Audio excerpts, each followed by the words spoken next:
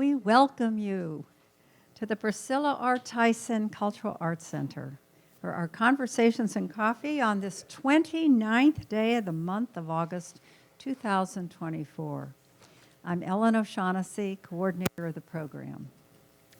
Our guest today, artist, acclaimed photographer of American railroads, Dr. Frederick J. Ripley, nationally known for his dramatic and memorable images, which are surrounding us, evocative captions and dynamic presentations. Since 1998, Fred has created more than 65,000 images, taken in approximately 25 states.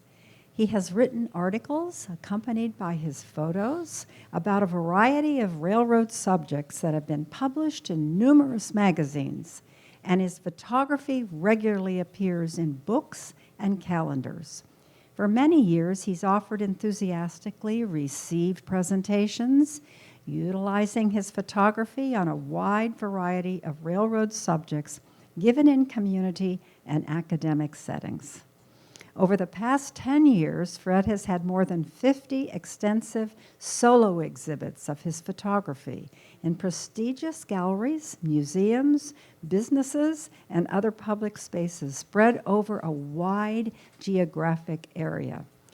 They feature 20-inch to 30-inch framed enlargements of his work, each piece accompanied by a full-page caption that sets the scene and his interpretation of it in geographical and historical context.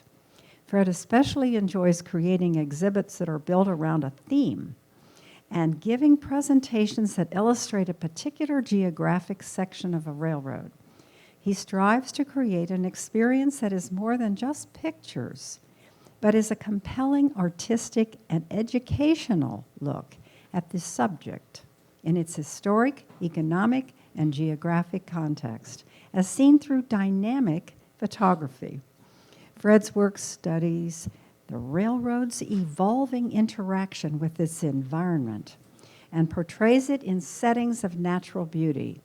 This reconciliation of two seemingly opposed concepts, an industrial activity and the natural world, is at the heart of his approach and is a theme on which viewers and purchasers of his work frequently comment.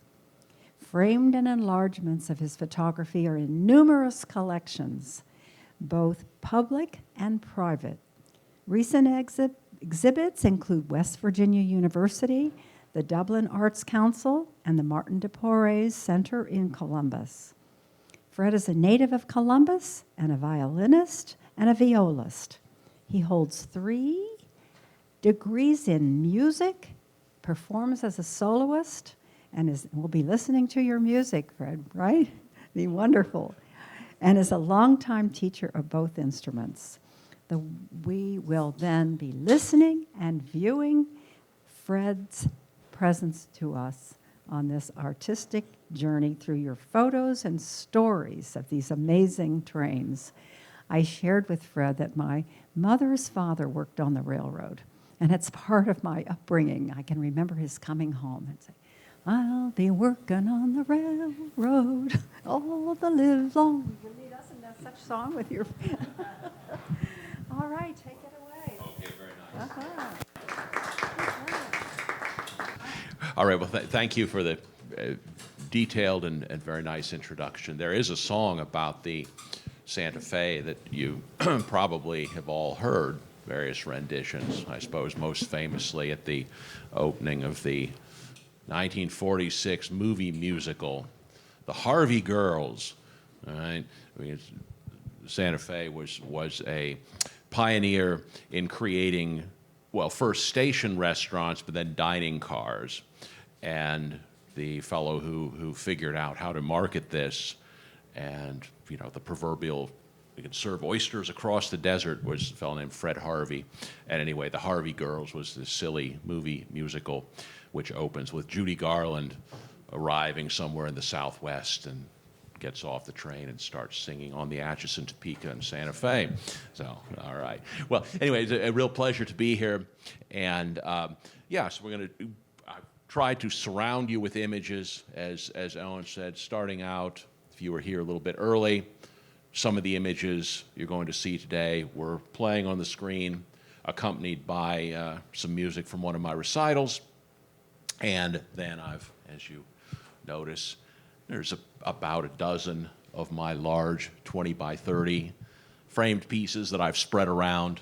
These are the captions that Ellen was describing that talk about the setting and historical elements and geography. And I've tried to, taking this is a great instance of, I think, illustrating what I've tried to do with these enlargements. What we're going to watch on the screen, 49 of my pieces, all from this railroad, arranged geographically east to west. And all 49 of those, indeed, I have made a framed enlargement of. Some have sold, so they're not all available right now. But as I do that, I think what I'm trying to do is kind of create a narrative that, in other words, as I write a caption, of course, there's a little bit of information that gets repeated, but I try to make it so that if somebody reads one and enjoys it, great. But if they read in sequence, it's hopefully telling a bigger story. And to me, that's a fun challenge. And it would be very nice down the road if that could be turned into an art book or two of photography. Speaking of that sort of subject, I've put together a couple on my own. Oops. Okay. And I think presentations are often very boring if somebody starts reading stuff. But so this is the only thing I'm going to read to you. But I kind of liked, so the question, I suppose, why the Santa Fe? And I kind of liked what I wrote as an introduction here. So it's just a couple quick paragraphs. I say, it's with pleasure I share these images taken along the main line of the Atchison, Topeka, and Santa Fe in the decade prior to the merger with Burlington Northern, which the railroad now is BNSF, which you've all heard of. Like IBM, it no longer means Burlington Northern Santa Fe. It's just 4 letters, but that's where it comes from. These photos represent perhaps 700 miles of the railroad in Illinois, Iowa, Missouri, Kansas, and Oklahoma from 1988 to 1996, plus several scenes from subsequent BNSF years. I've been fortunate to enjoy thoroughly photographing the territory of many of my favorite railroads. For instance, the former Pennsylvania Railroad is operated by Conrail and Norfolk Southern, and the former Chicago, Burlington, and Quincy in the Burlington Northern and BNSF eras. But nowhere have I found the same mixture, uninterrupted by merger or corporate upheaval, of fascinating history and exciting modern operations as I did on the ATSF in its final years of independent operation. The Santa Fe was an integral part of the Midwest, Plains, and Southwest for its entire 127-year history. I felt a sense of continuity from the railroad of the 1920s with its new bridges, line relocations, and modern steam power to the streamlined Chief, Super Chief, and El Capitan and centralized traffic control of the 1950s to the powerful diesels and fast intermodal trains of the 1990s, which is, of course, what I got to see. I hope that these scenes convey some of the enjoyment I found in interpreting the Santa Fe as it traverses the ever-appealing Middle American countryside with its prairies, woods, and rivers great and small. I also hope that you find they capture something of a great American railroad. So with that introduction, I didn't do a full handout per se where I wrote stuff, but I thought this would be interesting and useful. I did make a deluxe copy here from a 1941 timetable of front and back. Yeah. All right, very good. Okay, so if you start on the side with one map, that's the whole system. All right, from Chicago to basically Chicago to California, and to Texas. And so Great American Railroad. And the part really look at in detail is the part that I have been able to photograph, essentially west from Chicago. If you turn to the other side, all right, so first of all, Chicago to Kansas City is pretty straightforward, and there's a reason for that. That was built quite late as railroad construction went. You see there's only one, well, if you count the branch in western Missouri to St. Joseph and the system town name of Atchison, I think maybe that was built earlier. The other branch in Illinois from Ancona to Pekin, we'll talk about this when we see some shots at Ancona, but so to back up a second, the Santa Fe was more in place west of Kansas City by about 1880, most of the system. And they realized they needed a main line to Chicago, which was rapidly becoming the railroad center of the Midwest. So as I say, the route from Chicago to Kansas City was built quite late. It was not open until 1888, which is very late for railroad construction in that part of the country. And back to that branch to Pekin, from Chicago to Pekin, they acquired a struggling railroad that was Chicago and St. Louis, but never made it to St. Louis, rebuilt it, and then built west of Ancona, that little town where the branch line splits off, built that new. So anyway, that explains that one branch line which lasted until the 1980s and is now abandoned. And then looking to the right on that page, Kansas. First of all, Kansas, you see there's grain branches all over the place. And traditionally there were two transcontinental routes from Kansas to New Mexico. There was the northern route, which went through, they split just west of Emporia, okay, about 110 miles west of Kansas City. The northern route went through Newton and Hutchinson, Dodge City, La Junta, Colorado, and then turned southwest. And that was the route that most of the famous pasture trains used. Well, just a second. But anyway, by the late teens and 20s, they had put together a southern route with lower grades that was very much the preferred route for freight traffic.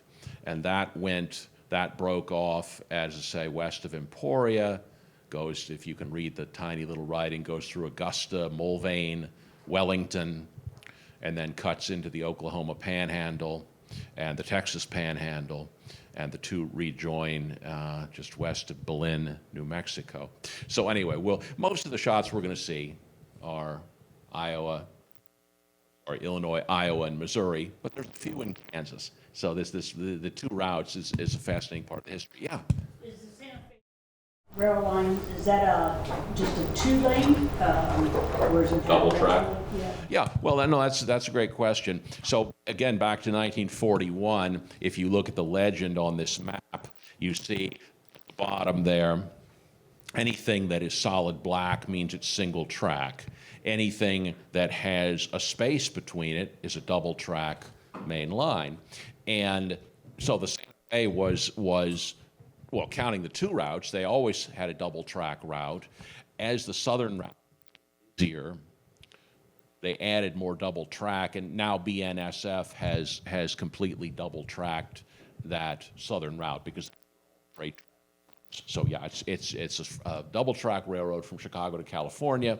The Santa Fe's longtime slogan, ship and travel Santa Fe all the way, meaning from Chicago to California, and it was a particular dig at, well, both competitors, the Southern Pacific and the Union Pacific, neither of which reached Chicago on their own rails. So it was a true statement, but it was also a dig at the competitors.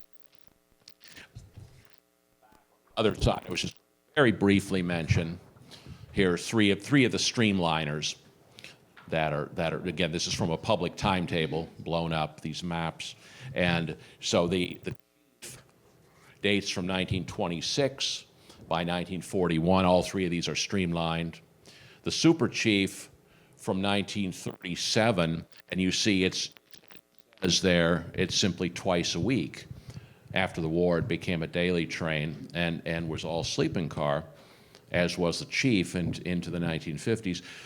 The El Capitan was an all-coach, line coach.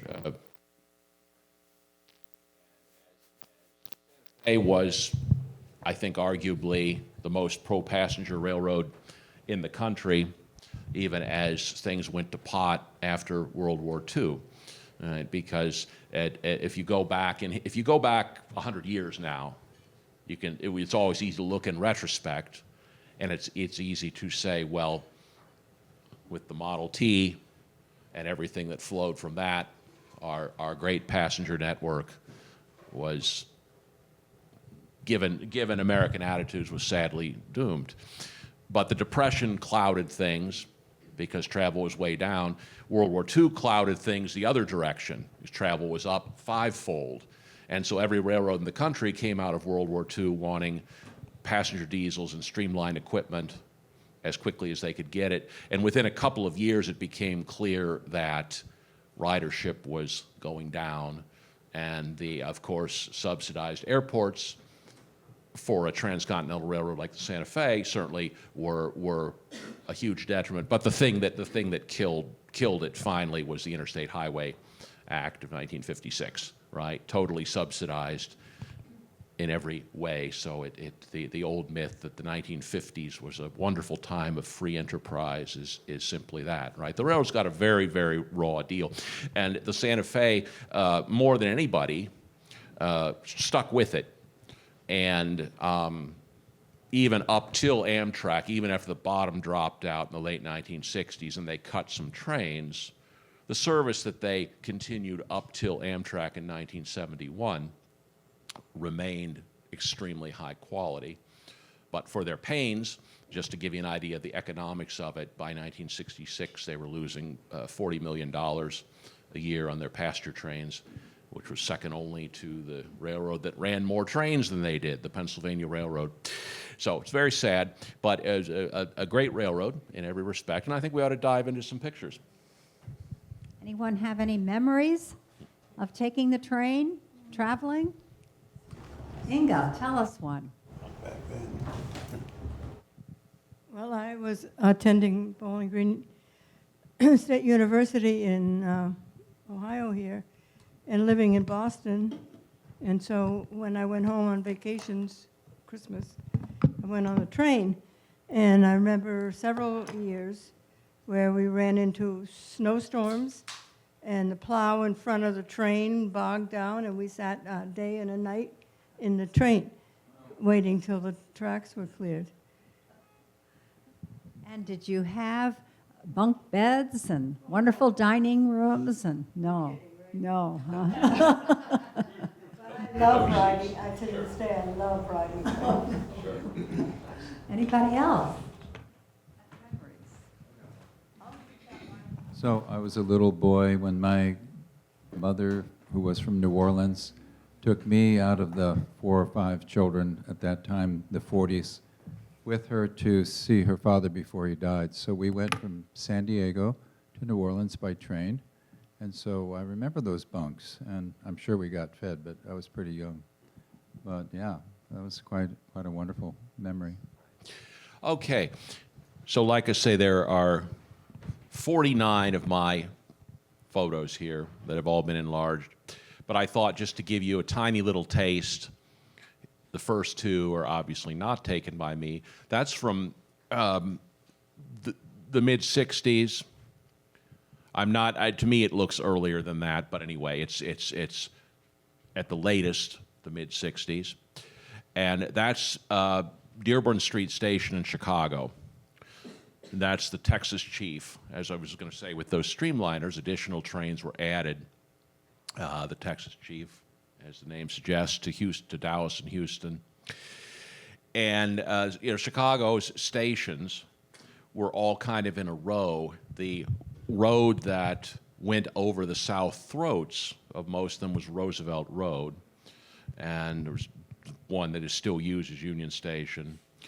There was LaSalle Street, which is gone. There's Dearborn Street, which is, I think, maybe was some part of the head house of Dearborn Street used for shops or something. But all the other stations, the way to look at it is that Amtrak in 1971, I always say, picked up the bare bones of the bare bones of the American Rail Network. And at that point, all the stations like LaSalle Street and Dearborn Street closed, and whatever service remained went to Union. So anyway, Dearborn was one of the, they always said the Santa Fe was sort of the glamorous road that went to Dearborn Street. The other railroads tended to be scrappier, like the Erie or the Chicago and Eastern Illinois. And so anyway, the Santa Fe was certainly the dominant and the most glamorous road that served Dearborn Street. Okay, so one more vintage shot. This is the junction a couple of mile or so out of Dearborn Street Station that would have been the busiest passenger junction in Chicago, 21st Street. Multiple railroads crossed there, headed to their respective stations. This is the main line of the Pennsylvania Railroad crossing this way to Pittsburgh and New York. This is the original chief, number 19 for Los Angeles, shot from late 1950s. To my photography, so this is shot that I call 84 miles to Chicago. So this is east of Streator, Illinois. And this is really the only section of the Santa Fe in Illinois that at one point had a third main track. You can see the remnant of it right here. That scheme in the lead, it says SF, that was going to be the scheme of a failed merger. Sort of defensively, what round of Western mergers had started by the early 80s, and the Santa Fe was sort of late in the negotiating game, and they, as I say, in a defensive move, agreed with their rival, the Southern Pacific, that the two companies would merge. It was going to be the Southern Pacific Santa Fe. They even started painting locomotives in this scheme. They probably painted about a quarter of their fleet, and then the Interstate Commerce Commission denied the merger 2.5 years later. So the locomotives were all eventually repainted, and as we've already said, it ended up as part of BNSF 10 years later, which was probably a better outcome. Fred? What's that? Where's the factories, the employees creating these amazing trains? Where's that all happening? So, like, where were locomotives built, for instance? Okay. Sure. Well, we're actually, these scenes we're starting out are not too far from what was the dominant U.S. locomotive builder, General Motors Electromotive Division, EMD, which was in LaGrange, the suburb of Chicago. All right? And that was the long-standing dominant builder of diesel locomotives. Then there were others that were pushed out, like Alco, American Locomotive Company, or Baldwin. But then the company that joined late in the game was General Electric. And eventually, as EMD had problems in the 1980s, General Electric eventually overtook them. And they've both been sold. They're no longer owned by General Motors. EMD is now Caterpillar in Indiana. General Electric is Wabtec, I believe. Is that right? Anyway, and so they've both been sold, but the successors of those two companies that keep building locomotives. So. All right, this is Ancona. Remember, I was talking about the construction. See here, the branch, I'm sorry about the clicker, but it is just not there in a little bit. I was using it as a cat toy last night when I was getting stuff together, and the light was nice and bright. My kitty was having a great time, and now, of course, it doesn't work. Anyway, the branch line Topeka was back here. That's where the place ripped up by this point, but that's the pole line. And it's, I suppose, axiomatic, if there's a dramatic curve in the middle of the prairie like this, there's usually a reason why. And the reason why is what I already said. It's because it's where the pre-existing right-of-way turned into the new right-of-way headed straight west. So that's the reason for that curve in a very flat part of Illinois. This is just around the curve in the other direction. Again, that's the poles off to the left there. That's where the branch would have headed south to Pekin. Very, very typical installation of, speaking of a double track railroad, very typical installation of signals on the Santa Fe on a double track railroad. The old What kind of camera are you using? these are all taken with Nikon. These are all created. These images are all created as transparencies, as 35 millimeter slides. And then what you're looking at, this, if I were to literally project the slides, you would say, oh yeah, it's just the same. But these, what you're looking at, are high resolution scans of the slides. And that's what the enlargements are made from.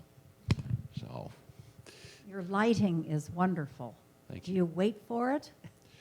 sure, there's always, right, and that's taken late in the day.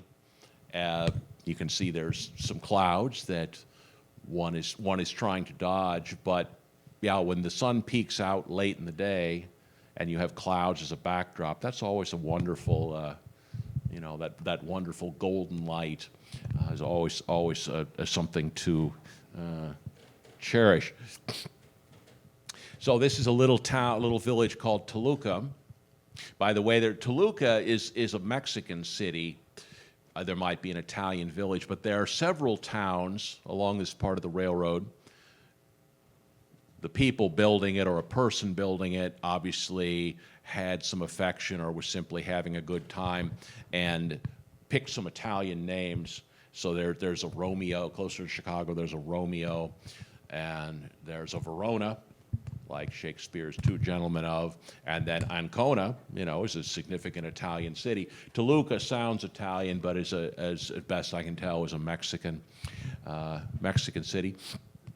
And anyhow, so again, more signals, just the same. What I was going to say a second ago was that the old rule, it doesn't apply anymore, but the old rule was that a signal had to be to the right of a locomotive. It had to be to the right of center, because the idea was that the engineer's on the right-hand side. So hence, obviously, the one to the right of the tracks is for the close track. The one on the cantilever has to be positioned just to the right of the track the train is on, protecting trains going east. So this is a westbound train. One of the very fastest schedules to the Bay Area, about 50, as I recall, about 52 hours for a run of something like 2,300 miles or something, which is right around a 50-mile-an-hour average, which is pretty astonishing for a freight train, counting all stops and crew changes and all that. At Toluca, right to my right, there's a big former tailings pile that has grown over with trees. It used to be a neat view because you could climb up this thing, and the town's proud of it. They have on their little town sign, they have a little icon of a train and then their tailings pile. And anyway, it used to be a great view, but now there's a bunch of trees on it, so it's not so nice a view anymore. But you can't miss it. This part of Illinois is pretty dead flat, and this tailings pile stands out. So we get to the first crew change point, which is Chillicothe, 130 miles from Chicago. In the old days, the standard was a 100-mile day, which made a lot of sense in the steam era, with trains having to stop and take water and coal and so on, particularly on a railroad like this, where we've already talked about how Chicago to Kansas City is pretty uncomplicated. You can imagine how quickly a fast diesel-powered freight covers 100 miles. So in the 1980s, It took about 10 years or so, but they reached agreements with both unions, one representing the conductors, and then, well, first with the engineers, and then the one with the conductors. So this scene of this train stopped in the snow at Chillicothe literally stopped for probably 25 seconds. The engineer is running through, and so all that happens is the conductor from Chicago gets off, and the new conductor gets on, and that's all there is to it. And pretty soon. When is this? This scene, Uh-huh. this is January of 1991. Oh, So it was later that year that they reached the second agreement, and Chillicothe stopped playing any role in the railroad other than trains just rolling through. Same thing looking the other way. So that was used as the depot. Amtrak does indeed have a train from Chicago to California, but it does not use the Santa Fe across Illinois. So this is BNSF's busiest freight main, but no passenger service now. But you can see even as late as the early 90s, see there's still an old baggage wagon out in front of the station. And again, anyone have any comments? When did you last ride a train? At a distance, huh? Okay, Inga? About 5 years ago, I went through all of Spain by train. I started in, where did I start? Anyway, start one place, ended over at a far end, and went every place. It was great. When you remember that you went by train, what stands out in your memory? Bumpy tracks from New Orleans to Chicago. yeah. So when was that ride? The one they wrote the songs about. Well, yeah, it's the Illinois Central. Yeah. The Panama Limited of the City of New Orleans. City of New Orleans. I was just curious that what the date was. About 5 years ago. Yeah, it's too bad. Yeah, the Illinois Central was a great railroad. You know, railroads after the night, not to get off the track, so to speak, but after in the 1950s was when the government became serious about enforcing speed on railroads for safety. And it's actually a precursor of, if you've heard in recent years, there's something called positive train control, PTC, that most railroads have now put in on their busiest main lines. So this is kind of a precursor of that. And so the rule starting about 1954 was if railroads wanted to run passenger trains faster than 79 miles an hour, they had to put in special signal safety systems involving signals in the cab. And the three heroes in the West that did that because they wanted to keep running trains at 90 miles an hour or even 100 miles an hour were the Santa Fe, the Burlington, and the Illinois Central was the third. And so anyway, it's what you just said. It's kind of a commentary of the change in the railroad industry that, you know, the great days of our greatest passenger network are long done. So. Trains have taken over. Well, and we can't not to stick on this too much, but unfortunately we can't. Sure, there were railroads that, like I say, the Santa Fe was a hero, but they could afford to do so for a while. A lot of the railroads in the East just simply couldn't afford the massive losses, and then you had the sort of the double unfairness of cities, municipalities viewing these huge stations that the railroads were had built on their own dime. They view, and here they're supporting a business that's losing millions of dollars, yet the cities view them as cash cows to tax. And so the railroads really did get a raw deal. And ultimately, you know, since the beauty of it, or the wonderful thing, was the individuality, and every railroad at its best took pride in its passenger service, and unfortunately that went away as particularly roads, as I said, I were remember the killer. trips I lived in Boston and New York, and having called to do different tasks, I associate railroads, trains, with time to get to read, to relax, to enjoy the people up and down the aisles, to sit in a dining room. It was so relaxing. I noticed your mother is going like this. You agree? Thinking about the different times I've been on the train, and during the war, our family went to our vacation spot in northern Minnesota. And I especially remember that because we slept overnight in the train, and that was fun. Loved it. That was Yeah. fun, yeah.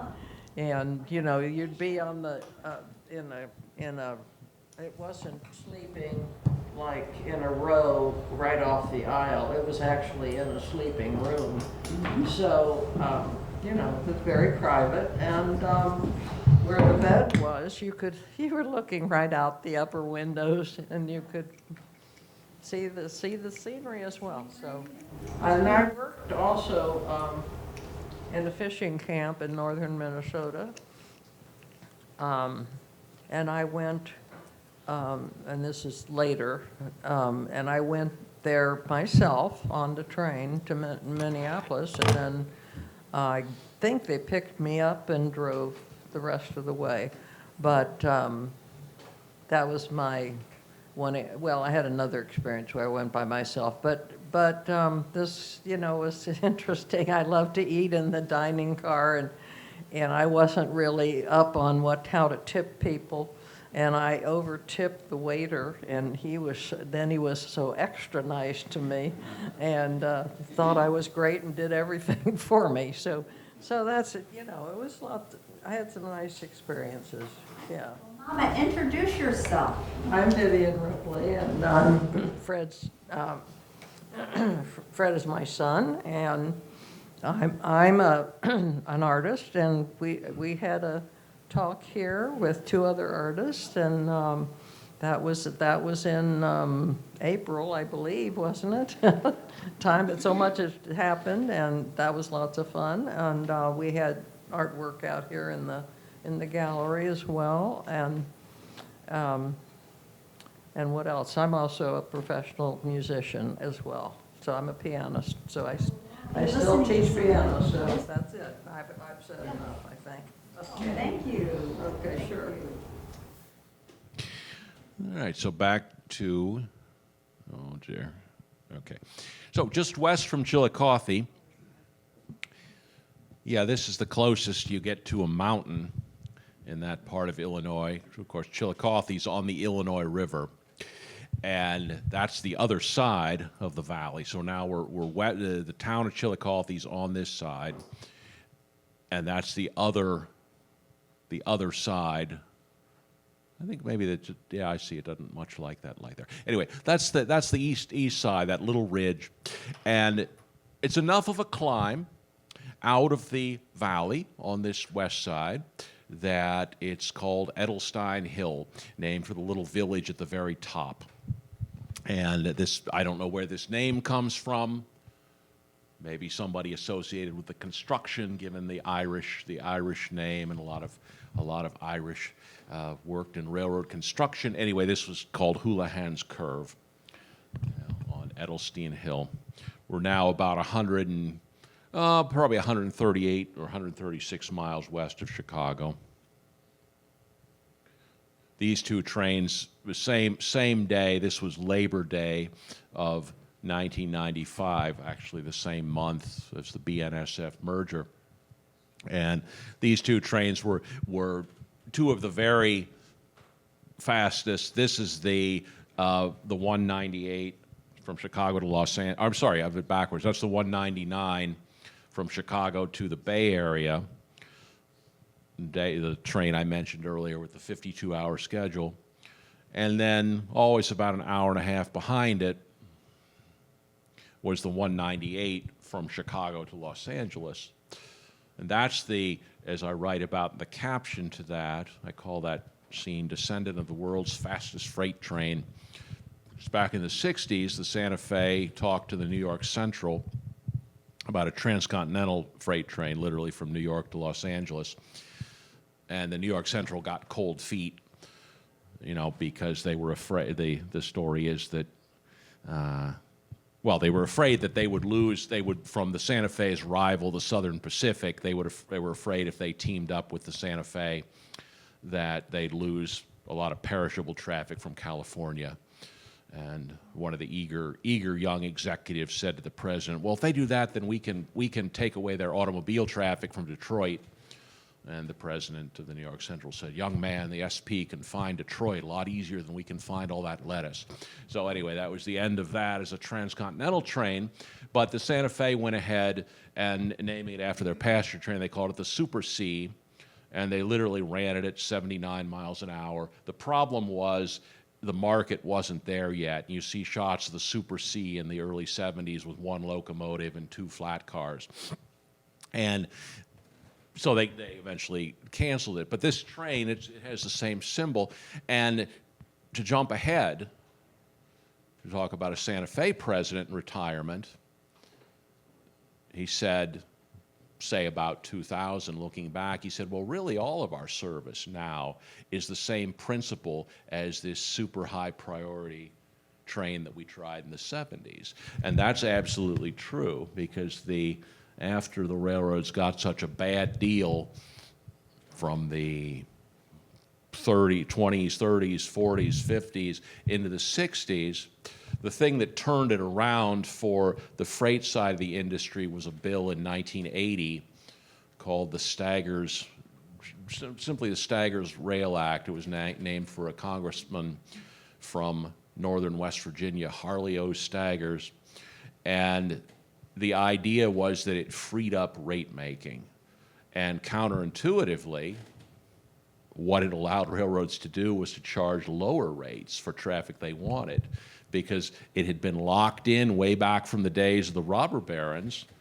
You think, well, I remember in middle school, well, how did John D. Rockefeller drive competitors out of business?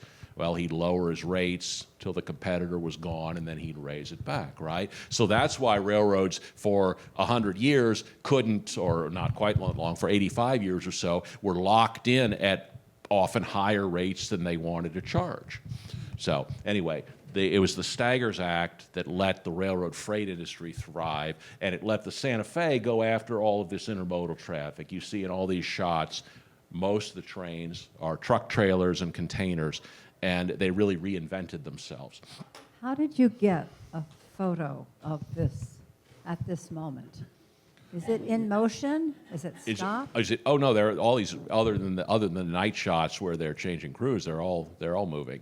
So how did you capture that? Well, Where were you? For moving trains, you have to use a shutter speed that ideally not under 1/250th of a second, preferably even higher, right? And so you have, definitely a fast shutter speed is the key to the stop action capability. How long did you have to wait for the train to show up? Well, it depends. I mean, you just learn, you learn a railroad, and obviously if you're on a busy main line, your odds are much better, but there's still an element of chance, right? I was talking about, okay, these 2 trains ran about, you could expect them about this time, but still, there's always an element of chance, just like the hope that the sun doesn't duck behind a cloud and all that. So, and that's part of the fun, ultimately.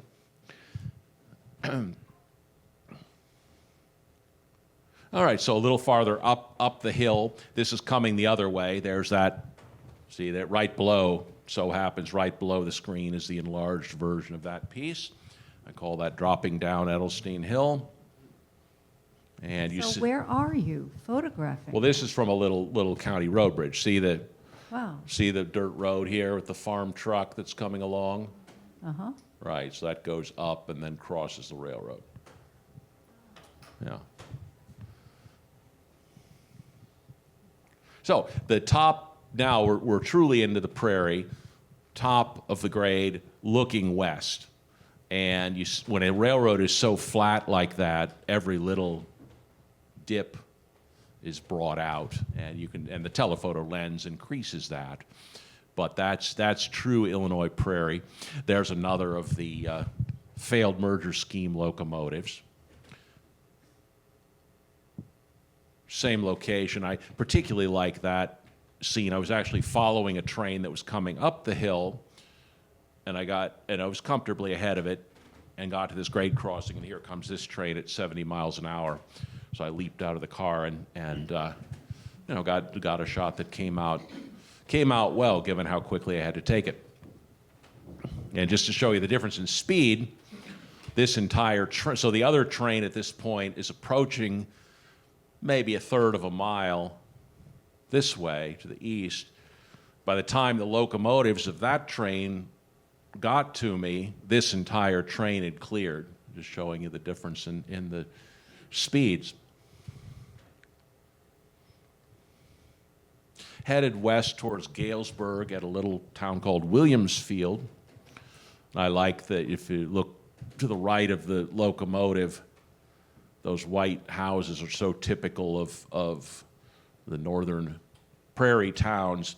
You know, when you read, particularly of the history leading up to the Civil War and the attitudes, regarding abolition and so on, they talk about the migration across northern Ohio, northern Indiana, Illinois, very much coming from New England. And I see that in these little towns, and the style of some of the residences.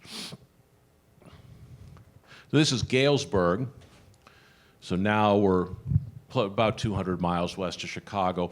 Galesburg is a great railroad town, much more associated with the Chicago, Burlington, and Quincy. Now it's all BNSF, but that's the CB&Q main line over top from Chicago to Lincoln and Denver, but also several other lines like to St. Louis and Kansas City broke off at Galesburg. Galesburg was the hometown of the poet Carl Sandburg, born in 1878. I suppose probably my favorite American poet. Here too, Columbus? Yeah, I mean, he left pretty early. He was in the Army. I think he left probably when he was about 18 or so and lived other places in the Midwest. But and it was one of the locations of the debates of 1858, the debates that made Lincoln a national figure, debating Stephen A. Douglas in 7 locations in Illinois, from Ottawa, Freeport, Jonesboro, Charleston, Galesburg, Quincy, and Alton. And of course, Sandburg ultimately wrote a 6-volume biography of Lincoln. Anyone have any comment? Do we have some music to... Oh, with the music. Railroad? Yeah, let's have some music. And I like that scene. I also like because that's from of all the slides I've taken. That's from slide roll number 1 in April of 1988. So I had taken prints for about 5 months or so I knew what I was doing with the good camera, and thankfully switched to slides and stuck with it for 35 years. So west of Galesburg, at the little village of Cameron, the 2 railroads cross again, the Santa Fe and the Burlington. So the Santa Fe here is over top. You see the milepost on the signal. So I was a little ahead. We're not quite 200 miles. It says 186.4, I think, from Chicago. So here's the 199 to the Bay Area. And the same train going away, that's the Burlington main line. The bridge girders is directly over the Burlington main line. And that's very typical. I was describing how Chicago to Kansas City was built late. And so the typical plan was, as they built this railroad, to build up and over all the existing railroads because it was cheaper. If they crossed at grade, then the Santa Fe would have been responsible for paying for the interlocking facilities. But by building up and over, they didn't have to do that. And yes, it's a little bit of a grade, but the railroad's so flat in general, a short climb like that really doesn't make much difference. Same situation here. at a location called Nemo, appropriately enough, as in the Latin nobody. And that's over a long gone railroad called the Minneapolis and St. Louis. And believe it or not, there used to be a joint depot between the two. The M and St. L was down below, and there was a little, I mean, I never saw it. It had been gone for decades. But, and there was an interchange track between the two. I call that shot Nobody at Nemo. And now we're a little farther, just a few miles farther west at, it looks like it's Ormond, but they say Oramundi. And very, very last light with, we're talking about signals. So those signals are red unless a train is coming. So the green indeed means a train is lined up. And they're protecting crossovers between the two main tracks. And you can see in the distance, there's the signals facing the other direction on the other side of the crossovers. And you wait for that beautiful sunset, huh? Well, I did that day, yeah. Uh-huh. That day was not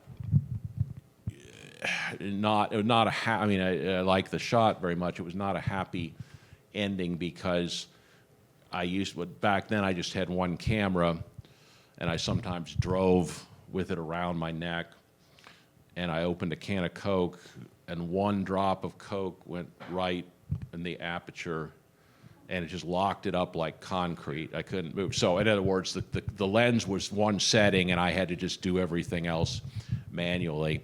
And so it was and the whole thing had to be taken apart. But anyway.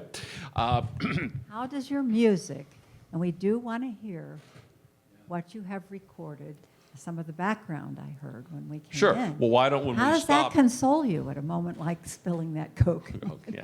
Well, I think the thing is when we end here, why don't we put the video back on, and as I Yeah. chat with people, we can have That'd some be music on in wonderful. the background. And So- you are a music major, to say the least, huh? Just take a moment to tell us about your love of music. Well, I mean, yeah, my degrees are all in music, and I was a violinist first, and then added the viola and perform both instruments and play recitals and teach, and it's truly something I enjoy. To offer a cliche, but it's true, and yeah, and really the only place I combine the two is the catalog that we'll play again in a minute, which I thought was why not include some music there? Typically, I keep the two activities very separate. Okay, can we? Yeah. I heard you tell people that you'll be playing a recital here somewhere close. Yeah, there'll be some recitals this season. In the beginning of next year, right? Right. Yeah, there'll be several programs in the greater Columbus area in the next few months. Yes. Yeah. Right. Oh. Okay, that's fine. Well, let's see a few more, and then we can, as I say, we'll put the music video back on as folks mingle. That'll be nice.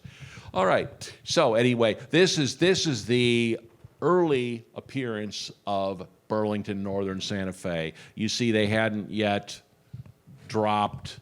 They're still calling themselves with the full words in the nose emblem there. See, it's very complicated and a very unhappy mix of the two, sort of the Santa Fe emblem, but they've added Burlington Northern to it. So it was not long after that they simply said, no, it doesn't mean that anymore. It's simply BNSF. But anyway, I actually thought that paint scheme was rather attractive, that orange and dark green. And the same afternoon, a different train, but simply looking west. And I think that captures pretty well the landscape there. And snow that's melted a little bit and refrozen and kind of looks like a moonscape. So let's move along. I want you to see a few along the Mississippi. So a viaduct over a little creek. Approach now, we're probably 25 miles from the Mississippi River. And so it's very astonishing. Here's this valley. with just a little tiny bit of water, but this nice trestle. And that was always my favorite view of it late on a summer evening where you could be on the north side for the sun. This is a village called Stronghurst. Once more, the typical setup of the signals, protecting crossovers with the one mast and the one cantilever. Very typical with this agricultural paraphernalia, a couple of elevators. Very typical appearance of that part of Illinois. Another village called Lomax, where a railroad called the Toledo, Peoria, and Western joined the Santa Fe up at the far signals. A railroad from Logansport, Indiana, and Peoria that connected with the Santa Fe. Approaching the Mississippi River, an empty coal train that's stopping and meeting this mixed freight. So the train on the right here is stopped, and the train, the freight is approaching, and then the coal train will cross over to the other track. This is the big Mississippi River Bridge at Fort Madison into Iowa.